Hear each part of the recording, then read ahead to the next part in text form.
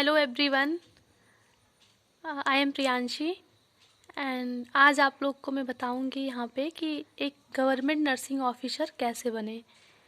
क्योंकि ये कोई छोटी मोटी जॉब है नहीं, ये पीसीएस लेवल का जॉब है। नर्सिंग ऑफिसर प्रोफेशनल नर्सिंग अधिकारी जो होता है, और इसका जो ग्रेड पे है 4600 ग्रेड पे है एंड 7th पे स्केल और ग्रेड बी में ये जॉब आती है।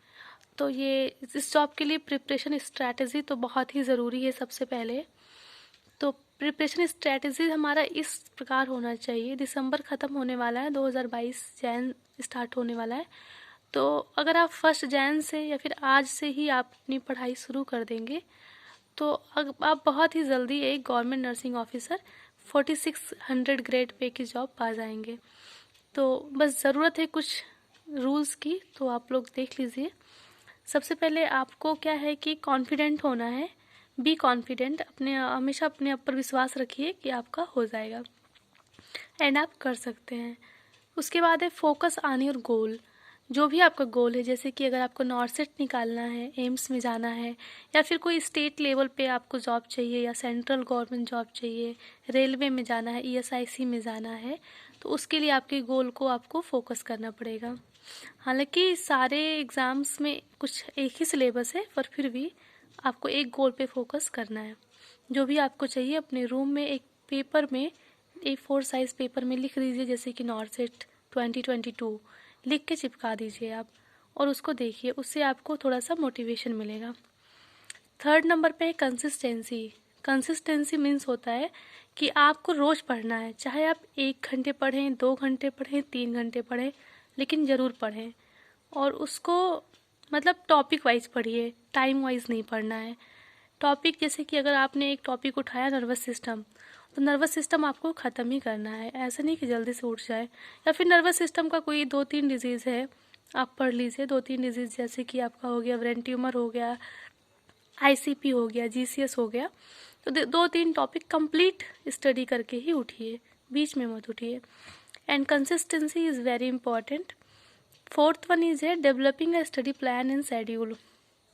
आपको एक स्टडी प्लान डेवलप करना होगा और एक शेड्यूल बनाना होगा कि आपको इतने इतने देर, इतनी इतनी टाइम पढ़ना है, यहाँ पढ़ना है। एक अगर आपका टाइमिंग नहीं है, मान लीजिए ड्यूटी है नाइट, इवनिंग, मॉर्निंग, तो आप मतलब उसके पहले 2 घंटे पहले सोच लीजिए कि आपको पढ़ना कब है, कैसे पढ़ना है, कहाँ पढ़ना है, कितने देर पढ़ना है।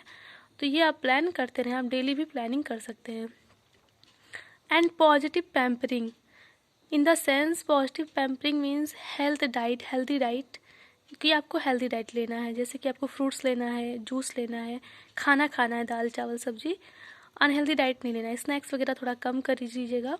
And exercise daily 10 minute, 20 minute, आधे घंटे, जैसे आप कर पाएँ, बट एक्सरसाइज ज़रूर करें। इससे आपका जो है मतलब कंसंट्रेशन पावर जो होता है वो इम्प्रूव होगा। 6th है कंप्लीट सिलेबस। आप सबसे पहले अपने सिलेबस को जान जाइए कि है क्या सिलेबस, आखिर नर्सिंग एग्ज़ाम में आता क्या है। तो अगर आपको सिलेबस पता होगा, उसके major and important subjects and topics के बारे में, तो आप उसके हिसाब से अगर प्रिपरेशन करेंगे तो आपका नर्सिंग ऑफिसर बनने से आपको कोई नहीं रोक सकता है। And last one is be positive. हमेशा अच्छा सोचें, एंड सकारात्मक सोच से हम बहुत कुछ पा सकते हैं, इसलिए बी पॉजिटिव ऑलवेज। नेगेटिव मत सोचिए, आप जो भी करेंगे अच्छा करेंगे। तो आपका हम सिलेबस बता दें क्या क्या है। हालांकि सबको सिलेबस पता होगा, बट सिलेबस जानना बहुत ज़रूरी है। कुछ लोग सिलेबस नहीं उतना ध्यान देते हैं, तो बस इम्पॉर्टेंट वगैरह पढ़ने लगते हैं। तो सिलेबस में सबसे पहले जो है, सबसे इम्पॉर्टेंट है एमएसएन। एमएसएन में आपका है मतलब बॉडी सिस्टम है, जैसे नर्वस सिस्टम हो गया, एंड जीआई सिस्टम हो गया, यूरिनरी सिस्टम हो गया, रिप्रोडक्टिव सिस्टम हो गया। इतने बहुत सारे सिस्टम इसमें हैं, उसका मैं अलग से आपको बता दूंगी। तो ये सारे सिस्टम में से कुछ सिस्टम बहुत इंपॉर्टेंट है, कार्डियो हो गया, रेस्पिरेटरी हो गया, कुछ इस सब्जेक्ट लिस्ट इंपॉर्टेंट है, तो उस हिसाब से आपको स्टडी करना है। सेकेंड है fundamental of nursing. Fundamental of nursing में आपका नर्सिंग एथिक्स आ गया, legal and ethical aspect in nursing, nursing process हो गया, and medical surgical asepsis terminologies आ गया, कंफर्ट डिवाइस हो गया, ट्राइज हो गया, suture enema and oxygen therapy etcetera, fluid and electrolyte balance, pressure, ulcer, back massage, personal hygiene, vital sign, ये सब आपका फंडामेंटल में आ जाता है। फार्माकोलॉजी भी बहुत ही अच्छा मतलब सब्जेक्ट है और इससे क्वेश्चंस भी बहुत आते हैं, मतलब बहुत नहीं तो 2-3 तो आ ही जाता है, जैसे कि कैलकुलेशन कैसे करना है हमको, एंड कुछ ड्रग्स होते हैं जैसे एंटी हाइपरटेंसिव ड्रग्स हो गया, एंड एंटीडोट्स हो गए, और लिथियम है, एस्पिरिन है, एंड कार्डियक ग्लाइकोसाइड्स से कुछ ड्रग्स हैं, वो सब बहुत ही इंपॉर्टेंट है, एंटी कन्वल्जेंट्स, तो इसमें ये सब आ गया। और उसके बाद आपका आता है community health nursing.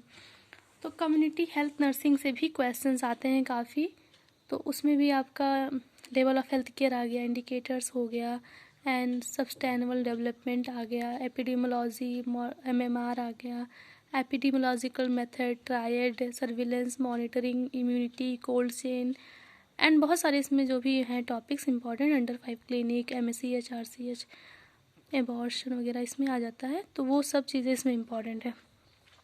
Next fifth है साइकियाट्रिक नर्सिंग। साइकियाट्रिक नर्सिंग से आपका ECT हो गया, डिप्रेशन, मेनिया एंड बाइपोलर और फोबिया, OCD एक्सेट्रा, इसमें से साइकियाट्रिक से ड्रग्स भी पूछ लेता है, लिथियम के बारे में, एंड साइकियाट्रिक के कुछ टर्मिनोलॉजीज हैं, आपको इकोलेरिया हो गया, इकोप्रैक्सिया हो गया, ऐसे सब आते हैं। OBG से आपका बहुत ही ज़्यादा क्वेश्चन आता है, कम से कम 10-15-20 क्वेश्चन आ जाता है OBG से भी, तो OBG पे भी फोकस करना है हमको, लेबर के बारे में, प्रेगनेंसी के बारे में और सब चीज़ें। PDR से हमको देखना है, PDR में बच्चों के बारे में है, जैसे LVW बर्दस्फैक्सिया एंड सब चीज़ें आती हैं, माइक्रोबायोलॉजी हो गया, स्टरलाइजेशन आता है इसमें, डिसइंफेक्शंस, न्यूट्रिशन से भी बहुत सारे क्वेश्चंस पूछे जाते हैं, and nursing education, research administration से भी 2-3 क्वेश्चन आ जाते हैं, कंप्यूटर से भी 2-3 क्वेश्चन पूछे जाते हैं। उसके बाद प्रीवियस ईयर क्वेश्चन, हाँ ये बहुत इंपॉर्टेंट है, प्रीवियस ईयर क्वेश्चंस पेपर्स आपको कम से कम, अगर आप इस एग्ज़ाम की तैयारी अभी मतलब फ्रेशर हैं या फिर कर रहे हैं, तो प्रीवियस ईयर क्वेश्चन पेपर ज़रूर लगा ली, मतलब प्रीवियस ईयर क्वेश्चन पेपर ज़रूर उसको सॉल्व करिए, और कम से कम 10 previous year question paper solve कर लीजिए उसको अच्छे से।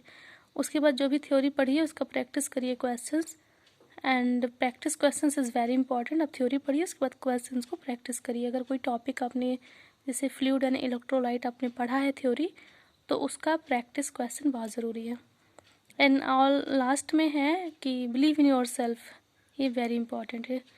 तो बिलीव इन योर सेल्फ, आप बहुत अच्छा करेंगे और कर सकते हैं, इसलिए कॉन्फिडेंस रखिए और आगे बढ़िए आप लोग।